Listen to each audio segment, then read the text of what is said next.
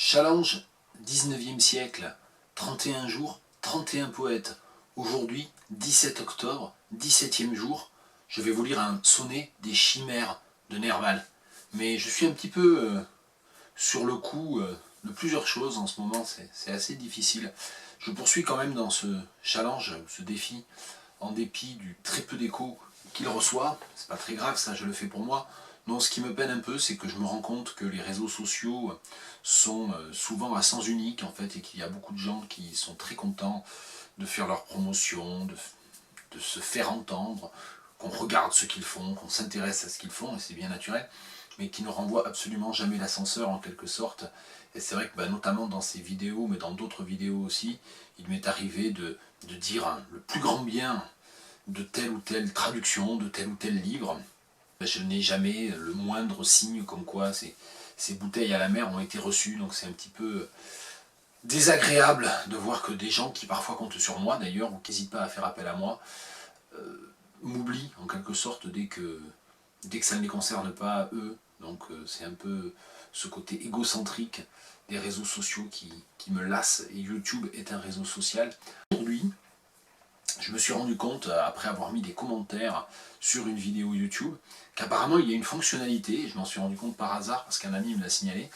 Il m'a dit on ne voit jamais tes commentaires chez X, je ne vais pas dire chez qui. J'ai revérifié, si, je commente régulièrement, et puis même il m'arrive de faire d'interpeller ou de faire des petits clins d'œil à tel ou tel autre contact sur YouTube. Et c'est vrai que depuis quelques mois, j'avais jamais aucune espèce de réponse.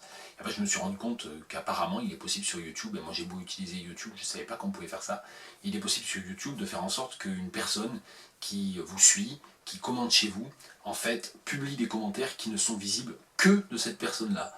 Donc voilà, moi j'écris des commentaires dans l'espoir d'amorcer un dialogue, ou de poursuivre en l'occurrence un dialogue, voire de participer à la grande œuvre collective des commentaires sur YouTube. Dans le cadre de ces vidéos-là, c'est souvent des commentaires et une discussion extrêmement intéressante. Et puis après des mois, je me rends compte que je parle tout seul dans mon coin parce que l'auteur du compte YouTube m'a totalement isolé, m'a fermé, et a fait en sorte que personne ne puisse voir mes commentaires sans que moi je le sache. Je trouve ça complètement hallucinant. Mais bon. Un petit peu, beaucoup même d'amertume face à tout ça. Moi je m'intéresse pourtant beaucoup au travail des autres, mais j'ai l'impression qu'il n'y a pas grand monde finalement qui est dans la même disposition d'esprit, on va dire altruiste, curieuse, butinante. Et là où justement les réseaux sociaux devraient être l'occasion d'ouvrir notre esprit, d'élargir notre horizon, eh bien beaucoup s'en servent pour rester dans leur petite bulle étriquée. C'est désagréable. Bon, c'est pas grave.